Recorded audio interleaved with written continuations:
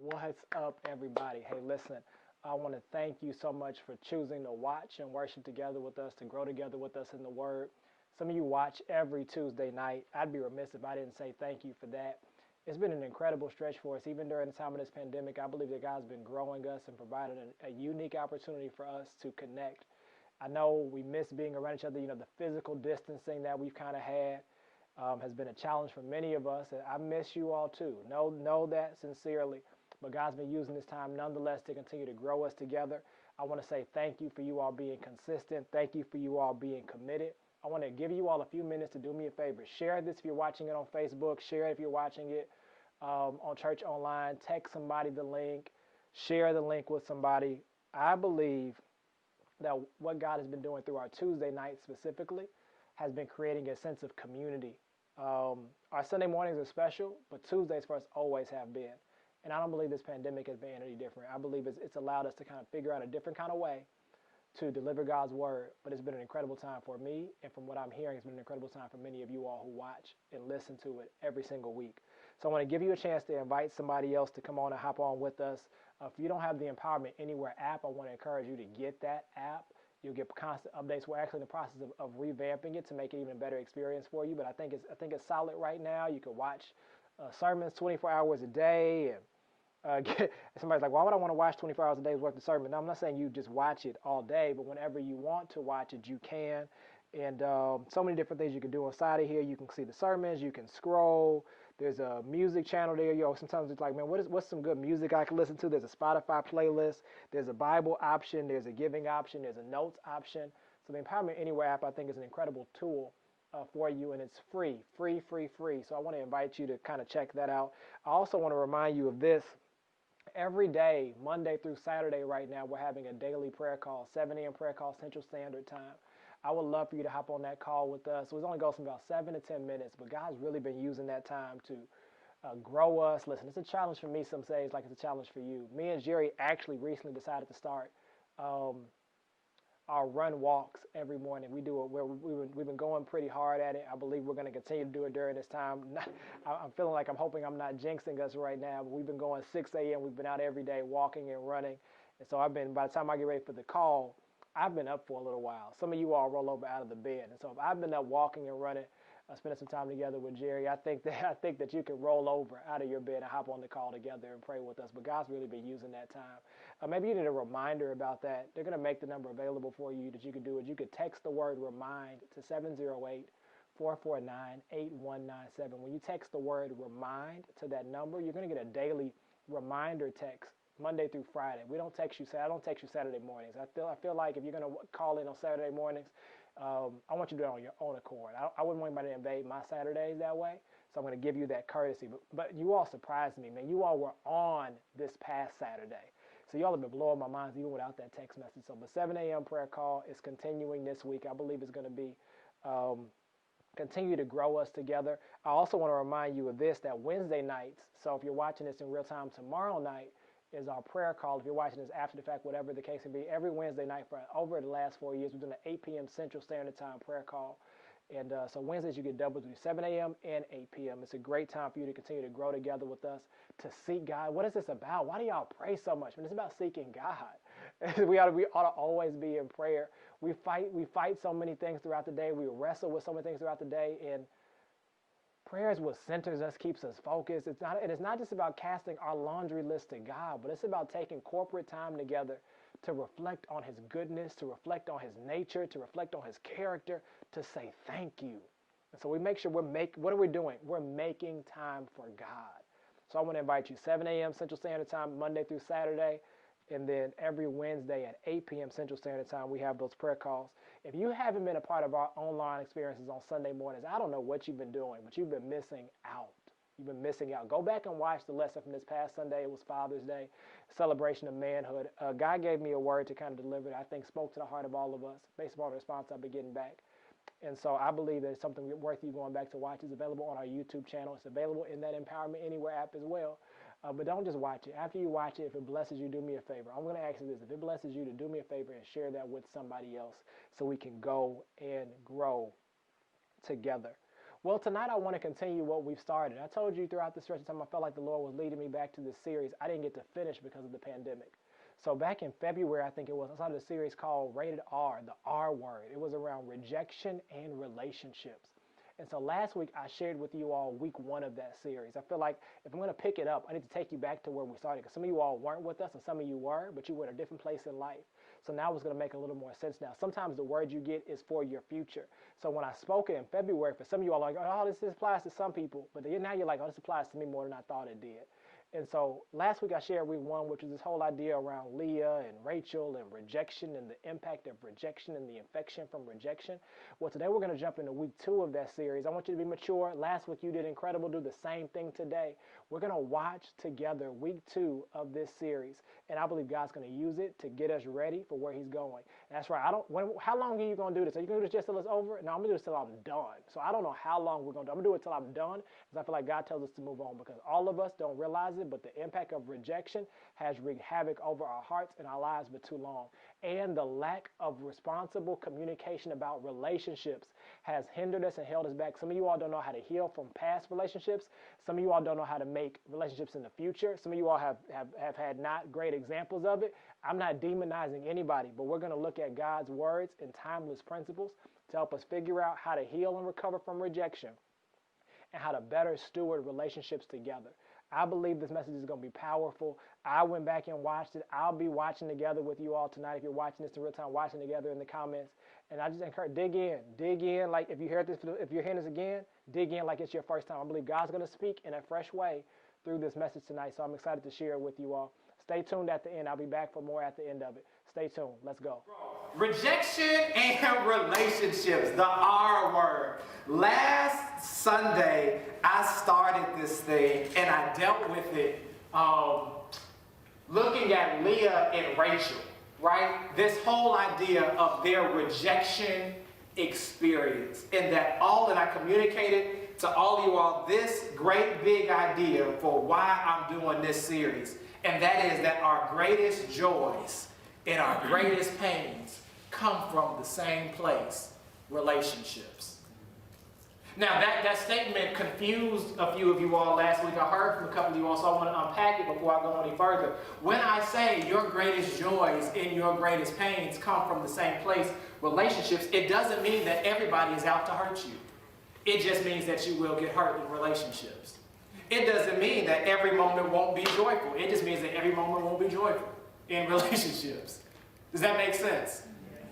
But your greatest joys are going to come from relationships. It's not in the stuff you can buy if you don't have anybody to share it with. If it bought something you like, man, I wish I could call such and such and tell them I just bought this. Right? The second you buy it, you want to tell somebody, I bought it. Not in a braggadocious kind of way. Some of y'all need a spirit of humility, because some of y'all are in a braggadocious kind of way, but some of y'all aren't. Right, because some of y'all are in a vain kind of way. It's like, I got to post it right now with the bowl, and I ain't even finished paying for it yet. Like, I'm not talking about that spirit. I'm talking about the kind of spirit where it's like, I want to share in the joy of this moment with somebody who is significant in my life. So your greatest joys don't come from the stuff you buy, but those you can share the moments of buying the stuff with. Sometimes it's not buying stuff. Sometimes it's just silly, ridiculous moments at home, on the couch, walking down the street, doing whatever it is you do when you have fun. But your greatest joys are going to come from relationships. The blissful moments of marriage. Notice that's the blissful moments of marriage. Your greatest joys will come. And your greatest pains. Hurt, deception, defeat, discouragement, betrayal, misunderstandings, loss of a loved one. Your greatest pains, likewise, will come from relationships. Now, that's not to scare any of you all about them. It's to be honest with you all about them, and hopefully in an attempt to help all of us learn how to better manage them and to steward them so that we can live better lives by cultivating better relationships. You cannot live a better life if you don't have better relationships. Let me say that again. You can believe that you are INDEPENDENT. There's a reason she had to read that slow, right? Like, yeah, you can't do that quickly. You can believe that all you want to. It's a lie from the pit of the enemy. We weren't made to do life alone. If you don't believe me, start in the book of Genesis. Adam was there. Or to start off, God was there. And God must have included, I don't want to be alone. I could, I don't want to. So he made Adam in his own image. After it was him and Adam, he was like, wait a minute, Adam, it is not good that man should be alone. Therefore, he took from Adam and created woman. He said, let me give you a suitable helper, a companion, a purpose partner. For those who say no, you should write that down. He gives them a purpose partner to walk through life together with. Not just for companionship and not just for entertainment, but to build something together. Because some of us just want friends for friends. So, this isn't part of my notes at all for today. I feel free all up and through here today. Because some of y'all, your friends are only your friends because you feel lonely and they provide good entertainment but terrible companionship. It's like y'all are just cool to hang out with, but I'm not going to tell y'all my business. Like, if you are quality entertainment, every time I hang out with you, it's world star stories. But I wouldn't bring you home to mama. And I would. That's why some of y'all don't bring your friends to church. Y'all not going to play with me today. And so here's the thought. What I'm communicating around that, though, is this whole idea of, in the beginning, it starts off with Adam and Eve, and they're there, and there's honestly, where the world takes a turn is Adam does not understand how to best manage this relationship. Eve isn't clear on how to best manage the dynamics of that relationship. So Eve starts talking to this serpent about a matter that was really pertaining to Adam. So you're having a conversation about our future with somebody else that you don't know.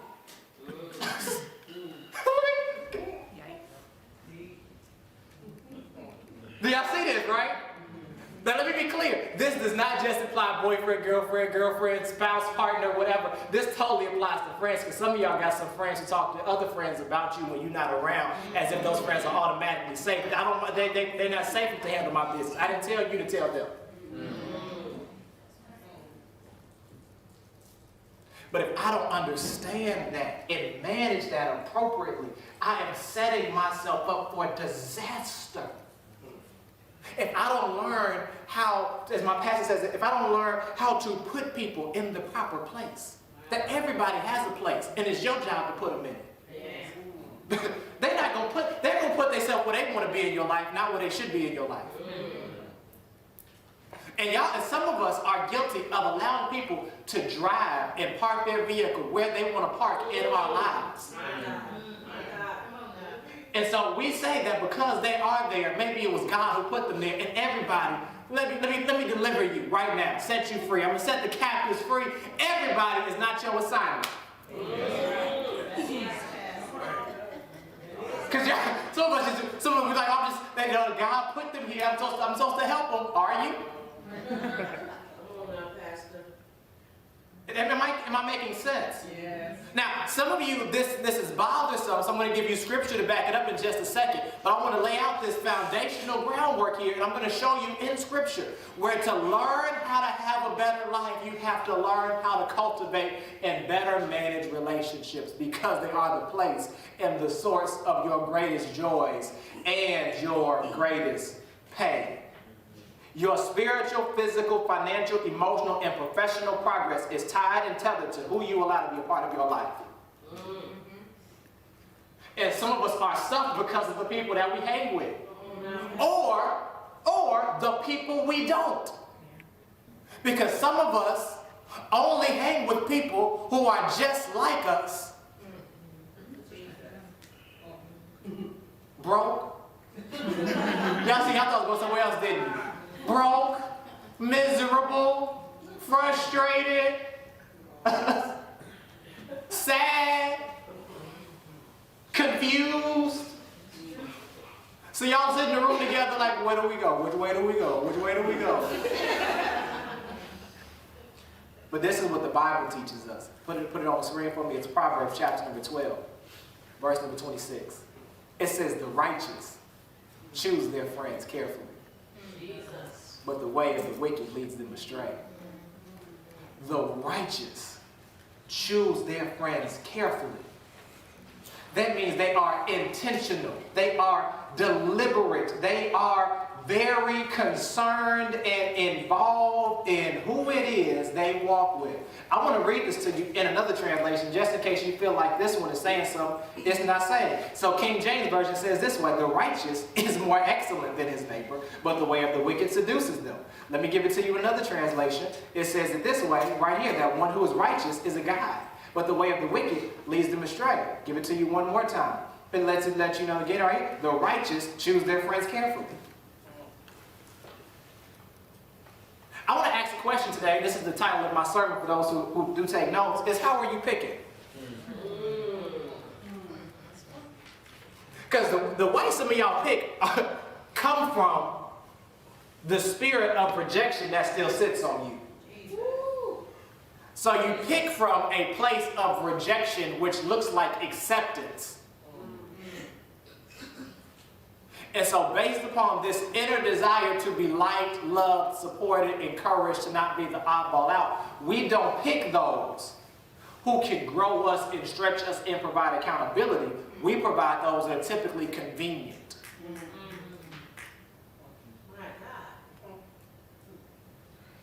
And let me give you this passage right here. It's Proverbs chapter number 13, verse number 20. Proverbs 13, verse number 20. It says this, that when you walk with the wise, you become wise. But a companion of fools suffers harm. Oh, ain't the Bible good? Amen. Look at that, was so good. Y'all know that was in there, did you? Well, if you walk with the wise, guess what you're going to become? Wise. But if you keep walking with fools, you're going to suffer harm. Because here's why I point that out. Some of you all ask the question, what's the harm in hanging with some of the wrong people? I'm not, y'all ask that question, well, what's the danger? It's just me and them. It's my life. I'm not affecting nobody else. Now this is that the companion of fools suffers harm. So you're playing with fire. You don't realize it, but you are dancing with your own destiny. That's what you're doing. You are leaving your life subject to the opinion of foolish people. Am I making sense? Yeah. Is this too harsh? No. It didn't matter. It don't matter around when I got Bible for it. You feel how you want to feel about it. My job is to give you what the book says, and the book makes it clear that if you walk with the wise, you'll become wise. How are you picking your friends? Let me catch me on this way. How are you picking your job? Do you pick what's easy or what's going to grow you? Jesus. Come on now. Because some of us pick that like we pick our workouts in the gym, and you don't pick a work. And when you're not really trying to get stronger in the gym, you go to the baby weights. Right? I'm making practical as I can, right? This is a heavy subject. So there's been times in which I've tried to do all of the above in my life. There was a time in which I was training for basketball when I was in high school, so I spent more time in it. I spent more time around it. I wasn't even trying to get bulkier, but I was trying to get like my legs stronger to get more. I was a shooter. I wasn't going in the paint. Look at me. I was always this size. I ain't never been much bigger. I had a little more weight on me, but it wasn't significant. So I wasn't going in the paint, but I figured I'd catch you on the long range. I'm gonna catch you right here. But I was trying to get strong up here. Until finally I got with somebody who was wiser. And it was their area. And they said, you're spending so much time getting stronger up here, and it's making you shoot harder. You need strength in your legs. That way when you go up, the ball will go this way, and you're not pushing it, it just flows. Here's what I'm saying. When I was walking with people who didn't know better, they kept trying to make me stronger. This way. When I got with somebody who was wiser, they said, you're focusing on the wrong area. Yes. And the second you focus on the right area, you will get better. Come on. Faster. Yes. Amen. But you gotta, here's why most of us don't do that though. Most of us don't do that because you don't want to be accountable. What does that mean? What does that look like practically, Rev? I'm glad you asked. Most of us have an attitude that says this: you can't tell me nothing. And maybe you don't say it that way. Maybe you do. But when people say something to you, you always assume they're judging you and not trying to help you. I'm not saying there aren't people who judge. I'm saying everybody ain't judging you. But do you know where that comes from? It's that spirit of rejection. And so some brokenness, you don't get free from some brokenness until you get healed. So I said this on Tuesday, some badness don't get fixed until the brokenness gets healed. So some of your behavior won't change until you admit there's something broke in my heart that makes me reject the right people and love on the wrong. This seems to bother some of you all. So let me give you some more scripture. Let me give it to you. I found it last week. It's not actually in my notes, so let me give it to you this way. There's a story. I knew I wasn't going to get through what I wanted to teach, but this is good right here. So I've got three things I'm going to give you lesson-wise, but I want to show you a story that unpacks exactly what I'm trying to communicate to you all here, because sometimes you pick friends based upon who's going to do something for you, and it's not the right thing that they should do. So you pick friends who do stuff like this. So 2 Samuel chapter number 11. 2 Samuel chapter 11, verse number 14. It says, in the morning, David wrote a letter to Joab and sent it with Uriah. In it, he said, put Uriah out front where the fighting is fiercest. Then withdraw from him so he'll be struck down and die. So while Joab had the city under siege, he put Uriah at a place where he knew the strongest defenders were. When the men of the city came out and fought against Joab, some of the men died. Some of the men in David's army fell. Moreover, Uriah the Hittite died, and Joab sent David a full account of the battle. Now, some of you all don't know the Bible like that, and that's okay. I'm going to tell you what the context of the story is. The context of the story is very simple. There's a man named David. David is the greatest ruler at the time. He's the king in the land. David has seen Bathsheba one night. He out there doing something. He ain't got no business doing up at a time. He ain't got no business being up without his wife, looking at his neighbor's house. As he's looking across his neighbor's house, he sees a woman who catches his eye. Her name is Bathsheba. Bathsheba is out there doing whatever she's doing. I don't know if she's bathing or walking around without no clothes on the whole house. I don't know. But what happens is they end up hooking up. They get together. I've got kids here, so I got to watch how I say this. They get together. They hook up. As they hook up, they conceive a child. And when David finds out, he's like, oh man, what am I going to do? I can own it or I can hide it. Y'all don't relate? Y'all have never done anything before where you said, do I man up and own it, or do I hide it? Well, here's what happens, and maybe you don't have a situation quite like that. I hope you don't have a situation quite like that. But in situations, that's what we do. Here's what happens, though. So he concocts this plan. And when he concocts this plan, he calls Joab. And Joab says, all right, what you got for me, player? What you need me to do? He says, look, Uriah, that great man that's been serving me great, been fighting these fights for us, I know he's been killing on the court. I know he's been killing, but we got to take him out. Because if he find out that I've been messing with his wife, this could go all wrong. So he's going to mess up this plan. So he tells Joab, Joe, go out, kill him. Put him in the front. Just put him out there. We're not going to kill him ourselves. We're going to let the work he's doing, because he's a faithful soldier, we're going to let him die this way. So they set him up. He died. Joab asks no questions. He just says, okay, sir. Goes and does it. Handles it, buries the body, sends the word back, mission accomplished. Some of y'all are like, man, that's a good friend. Some of y'all are sitting there like, man, I wish I had me a friend like that. Some of y'all are sitting there like, man, I am that friend. What you need, Red? What you need, player? Just tell me what you need. I got it. It's between me and you. Well, and the world tells us that that's the kind of loyalty we need. Where is the kind of loyalty that says, I love you so much, I don't want you to self-sabotage your future? Yes. Where's the one that says, wait a minute, you might get mad at me in this moment, but I'd rather you get mad at me in this moment than you self-destruct your life. Because you've already made one bad decision. Why would you make another to cover it up? But see, we want friends like that. We don't want a friend that's going to check us. Bro, you first of all, you should have called me before you went over there to her house. Let's start there. Like, you need those kind of friends. Say, wait a minute, bro. Where did this happen? And why are you calling me now? So y'all don't want to talk about the real kind of friends, because you scared them to make all your friends leave your life, and I hope your friends leave your life so you can get better ones. Does that make sense? Why? Because those who walk with the wise become wise. But the companion of fools suffers harm. Here's what I want to tell you about. Some of you all will tell me that that's loyalty. I will tell you that that is an unhealthy loyalty. That is always, listen to this, and you might want to write this down, it is always committed to a person's wishes, what they want, instead of being committed to a person's well-being, what they need. Because sometimes what you want and what you need are not the same. And I need a friend to give me what I need and not what I want. So this is tight. I feel like if you wanted to accept this, you'd give me some more amens. But I feel the rejection of you rejecting this word. The rejection, because you're like, ain't nobody gonna tell. I don't need my mama tell me no enough. So I pick my mate to tell me yes. Well, you picking your mate the wrong way. No, Rev, you don't know. Preacher, be quiet. You ain't read the Bible about submission? Let me tell you what submission means.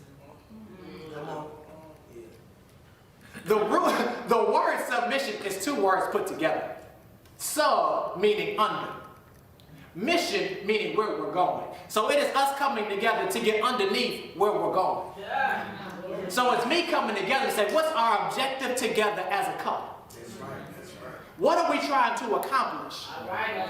And as we're fulfilling them, as we're going after, we're getting underneath. So Jerry and I, we are committed to reaching as many people as possible and seeing them empowered to win. We have this vision for Empowerment Church. This vision for the church is bigger than the vision for the church. It is likewise the vision for our life. I feel like I'm not called just to the church. I feel like we're called to the world, to reach as many as possible. So we get together underneath the mission.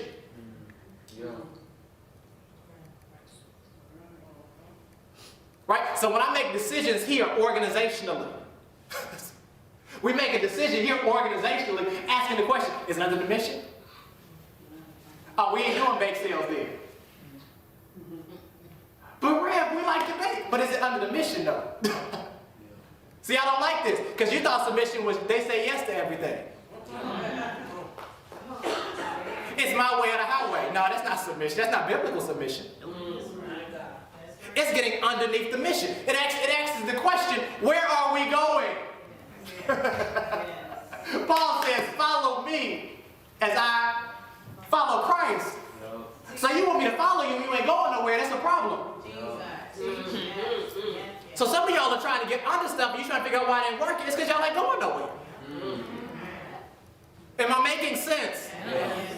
Submission. It is not just the art of saying yes. It is the art of serving the unique purpose of us being together because we are purpose partners. So this applies in that covenant relationship of marriage, but this also should apply with the people you're walking with in life. We're purpose partners. I'm trying to go somewhere. Are you trying to go there too? Yeah. I'm trying to live a life a kind of way. Are you trying to live that way too? Amen. So if I want to live a life of purity, I can't be hanging out with everybody who don't want to live that life. Yeah. Talking about I'm the light. Okay.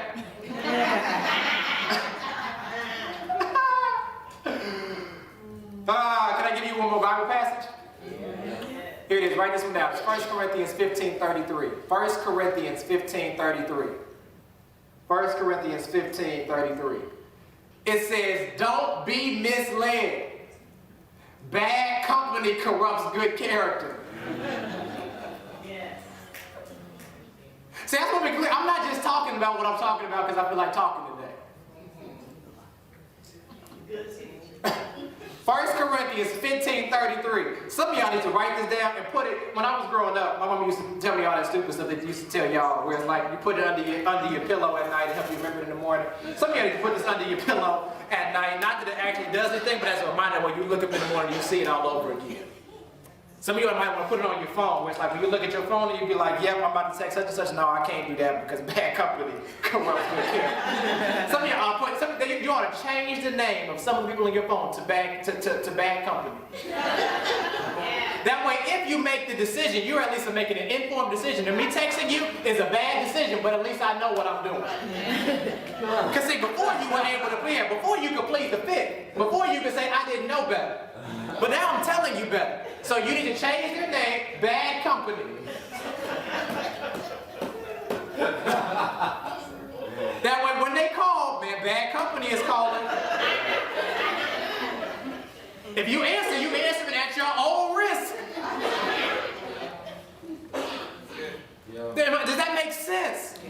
Because we're purpose partners. God called all of us. He intends for all of us to live a unique purpose, to live a life that gives Him honor and glory through our lives. That is not a life of perfection, but it is a life that is trying to live like Jesus.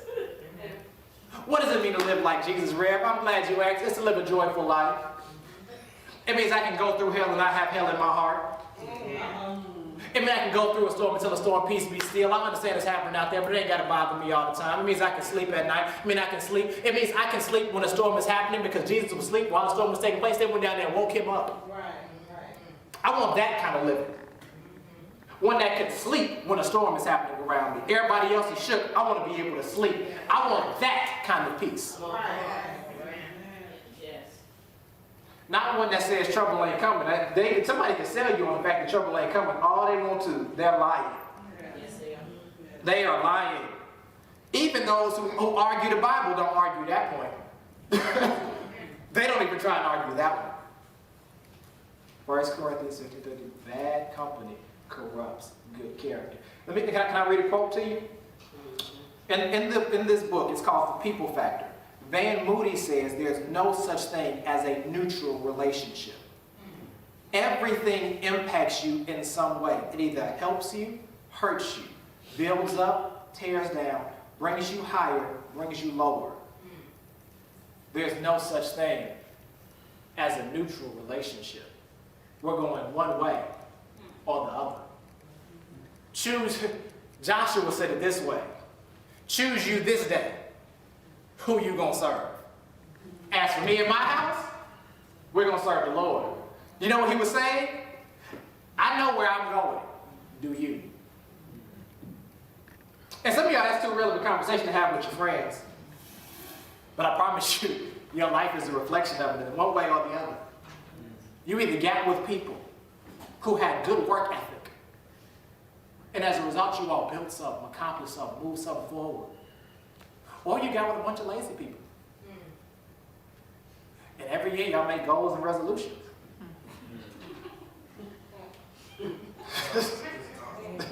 They do nothing but talking and Facebook posts.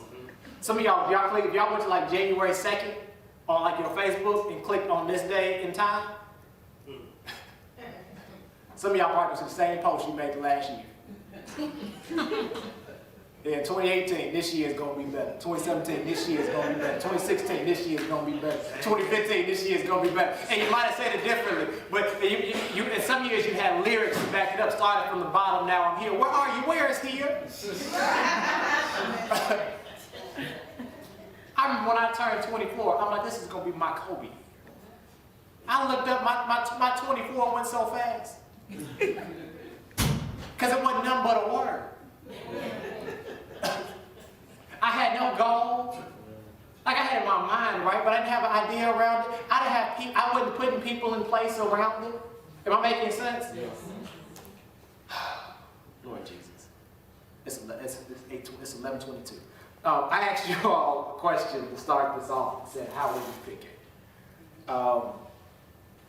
There's a book I'm going to recommend when this series is over that kind of gives you 5 things to look for in a friendship and in a relationship. I'm going to share those 5 principles that this author gives to communicate this idea.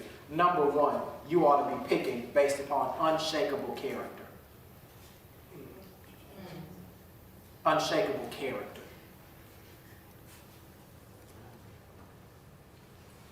Unshakable character. What does that mean? It means that nobody's perfect. but their character is intact. So they might make a mistake, but they got the right heart. And some of y'all got people who got bad habits.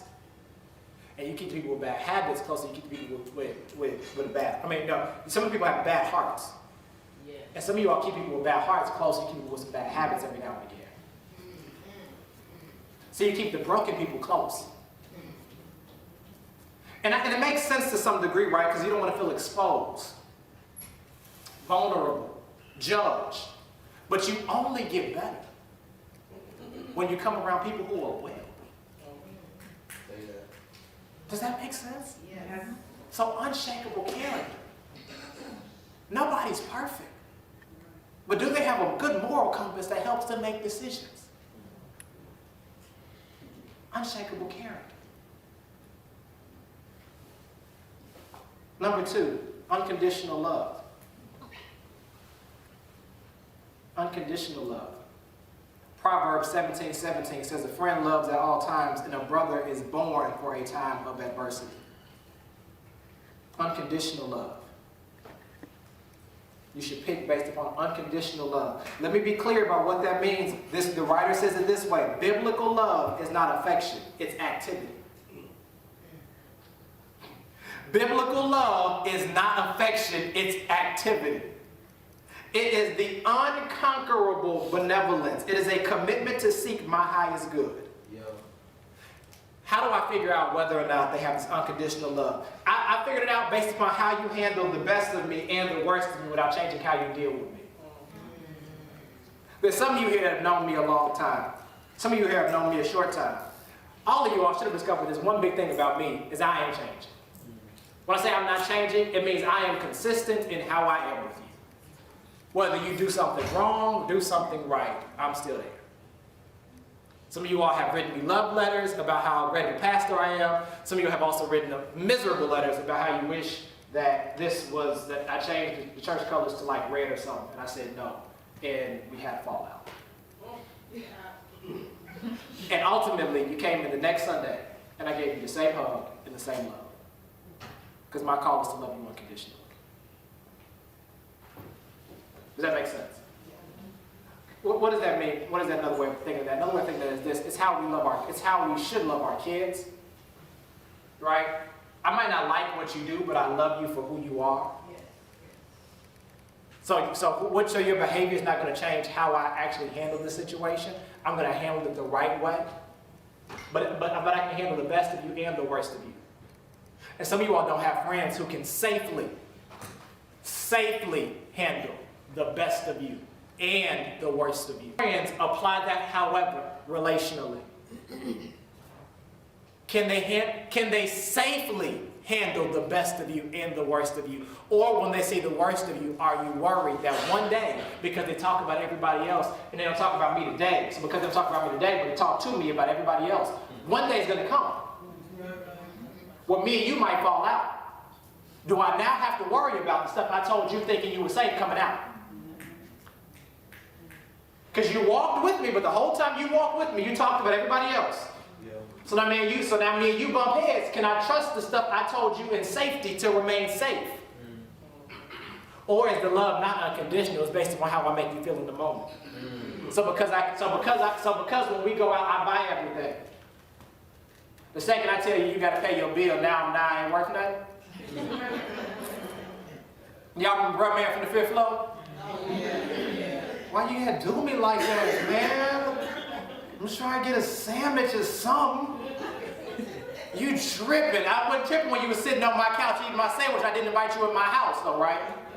But I'm telling you to go down to where you stay, and you got the attitude. Unconditional love. How you handle the best of me and the worst of me without changing how you deal with me. It means, can you sit with me and be silent when I'm grieving, and sit with me and smile when I'm going through great moments of joy? Do I feel safe, and can I trust you to lead me and guide me in the right direction even when it's not comfortable? Does that make sense? Oh, I got 2 minutes. Number 3, unbridled honesty. Oh, I love that one. Unbridled honesty.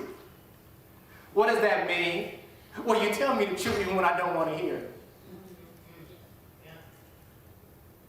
Now, let me be honest about this one, and I think I might have to give you the other 2 next week, so come to church next week.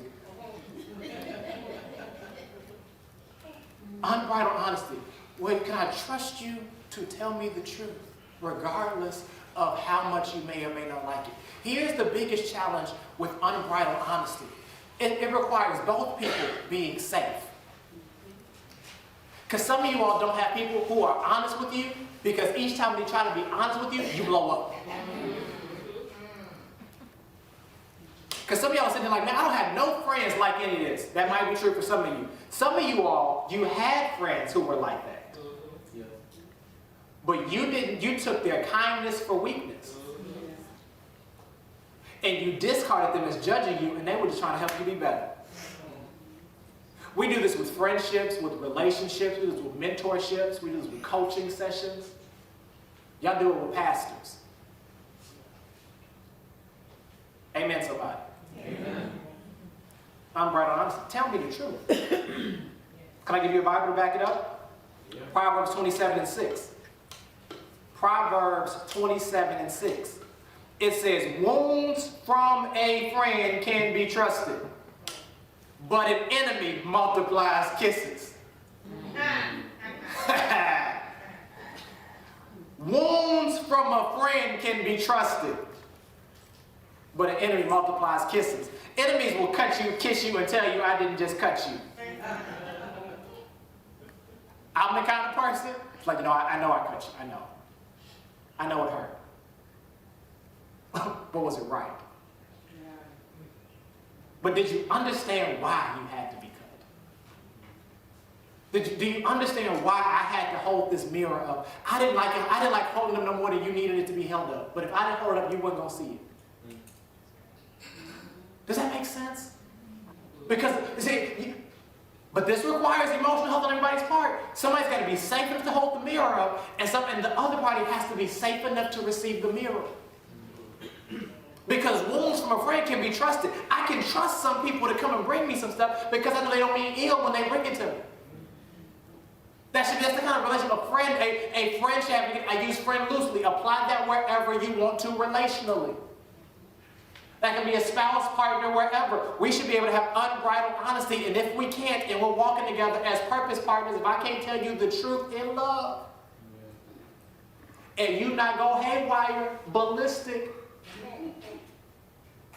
I'm going to tell you the truth, and you call me a dog face. Shut your mouth. Because some of y'all are like that. Like some of y'all play in church. I know some of y'all. Some of y'all have a very mean bark and bite. Some of y'all bark is bigger than your bite. Some of your bite is bigger than your bark. But some of y'all got all of the above in a very weird mixture. But wounds from a friend can be trusted. I believe you didn't tell me this to hurt me. What is that called? That's called assuming positive intent. Yeah.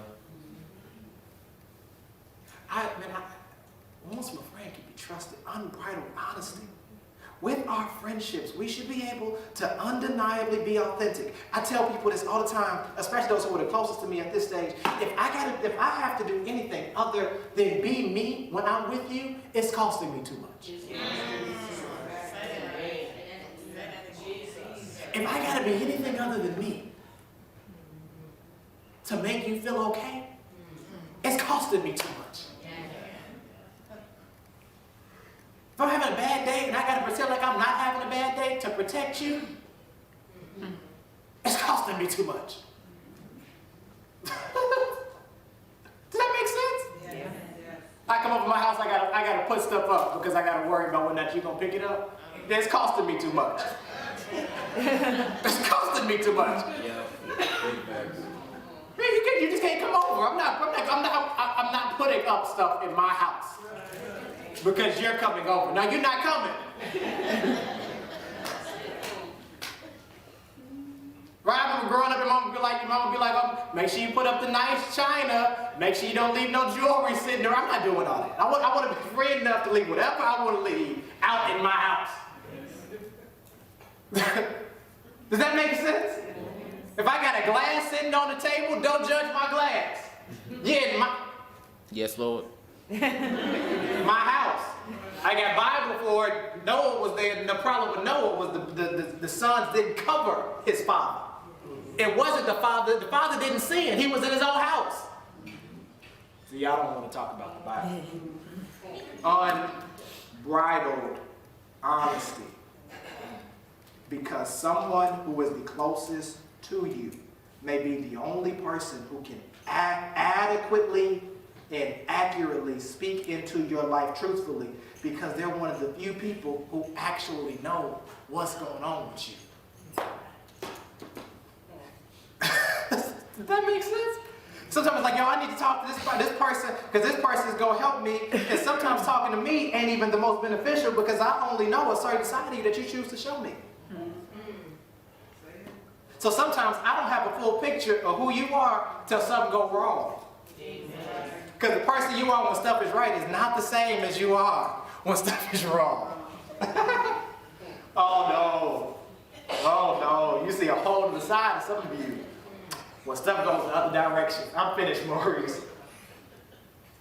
But here it is. It's not, I don't mean that in a judgmental way. I mean it in an honest kind of way, because I can only help, a friend can only help, the person in your life, the coach, the mentor, the pastor, the advisor, whoever can only help guide and provide accountability, strength, life. They can only give you that when you're willing to be honest and when they can be honest with you. Yeah. There's a couple people now who I've stepped into a more spiritual advisor coach role with them. They asked me would I do that with them. I said yes. They said, well, what will it cost? I said, take your time. We talked about that. And here's what we concluded with that. I said, listen, you can give me as much money as you want to give me. We can talk. We can agree upon this number. But if we don't agree upon you being honest with me about whatever I need to know, I'm not going to do it. Because you're going to waste my time. Because I'm going to be speaking into you about something that you aren't being honest about, and it's going to backfire. Yeah. And then we've got to go fix what you could have told me about from the beginning. It's one thing if I know you're about to go into a conversation that's going to blow something up. But you're going to have those kind of conversations. But let me talk to you about it before you do it. Because the management is different when you know what to expect, as opposed to you go into it unadvisedly. And then come back and you're like, yo, my boss is about to fire me. My co-workers are about to do this. My friend is about to do this. My girlfriend is about to do this. Help me. And it's like, yeah, when I talked to you yesterday, you were fine. Well, when I told you I was okay, I really wasn't. And this is really what was happening, but I didn't want to waste your time. No, right now you're wasting my time. Because we could have addressed this before this happened. Does that make sense? Unbridled honesty. It costs too much to be fake. It costs too much to be unreal about where you're hurting, where you're broken, what's bothering you. It costs too much. I want to get better. I want to be better. I want to live better. I want better relationships. I want to thrive in relationships. I believe it's possible. Yeah. I want to be happy. I'm empowered. You're empowered. You're empowered. We're empowered. I'm empowered. You're empowered. We're empowered. We're empowered. I told you. I don't say this because it's me. I say this because it's right. Man, God is using these messages to take us further, to recover from rejection, and to move forward with relationships. So I want to say thank you for staying on. Thank you for staying tuned. I want to invite you to do me a favor. Share that message with somebody. Share this message with somebody. I believe God's going to use this time to take us further, to grow us, to stretch us, and to draw us closer to Him. That's my conviction. It's my belief. I want to invite you right now to make a decision. Maybe you're watching this and you've never accepted Jesus as your Lord and your Savior. I mean, you look. Here's your chance to do it. Text the word CONNECT to 708-449-8197. Click those links they're making available for you. Click the button at the top of the screen. You're watching Church Online. So many ways you can make a decision to connect today. I just want to invite you to do that. I want to give you the chance to respond back to the message you heard, to make a decision to connect. Maybe you're giving your life to the Lord for the first time. Maybe you're saying, hey, look, I've gotten away from the Lord, but I know him. I've given my life. We're giving your life back. What does that mean? It means, look, you're just making a decision publicly to let somebody else know, I'm trying to do better today than I was doing yesterday. You can do that with us. You can make a decision to join our church family. Maybe you say, hey, look, I'm called to be your pastor. This is called to be your spiritual family. I want to invite you to make that decision. Don't just make it in your heart. Make it on the card so that I know you're a part of the family. I'd love to welcome you in. Our team would love to welcome you in. Fill out that card and we'll reach out to you. Again, you can text the word connect to 708-449-8197 or connect any other kind of way. Reach out to us. Just whatever you do, don't just make the decision in your heart. Let us know you made it by reaching out to us in some kind of way. However you do it, I want to say thank you. I also want to give you the chance to respond by giving tonight. Maybe you gave on Sunday, so you say, hey, I already gave what I have. That's perfectly fine. But maybe you're watching this and you didn't give on Sunday, and you say, you know what, I need to make up. I didn't give on Sunday, but this is my reminder now. I'm being reminded now to give my tithe. Maybe you also say, hey, I just need to give an offering. I want to partner with the ministry. I want to give financially based upon the work that's going forth and my belief in the fact that God is using this. Let me tell you, I am unapologetic about the fact that God is doing incredible stuff in the ministry during this time, and I used to apologize for calling God's people to respond through their generosity until I realized it was an unbiblical way of leading. That God blesses his people bless his house, and his house blesses the world. And what I've watched during this pandemic and what I've watched these last 4 years of our ministry is when we make the call for God's people to respond, God's people respond, and we're able to do ministry. Man, I'm so proud of our spiritual family as a church. There's so many other places that are larger and have larger budgets or whatever, and I'm not talking about those places, I'm just talking about us. They have more than us, but I don't believe they're doing the same kind of ministry that we're doing and being intentional about touching people and reaching people and blessing people. Again, I'm not talking about them, I'm bragging on us. And it's all because of your generosity. So I want to invite you to give today. They're making those options available. You can text to give. You can mail in your gift. You can cash app your gift, however you're doing it. I just want to say thank you in advance for your generosity. Thank you, thank you, thank you in advance. Thank you for watching. Thank you for connecting. Thank you for giving. I want to pray for you, and I hope you have an incredible day. Lord, we thank you for those who are watching, wherever they may be. I pray that you'll bless them, that you'll watch over them, that you'll lead them, that you'll guide them. Until we meet again, have your way. In Jesus' name, amen. Thank you all so much. I'll talk with you all later.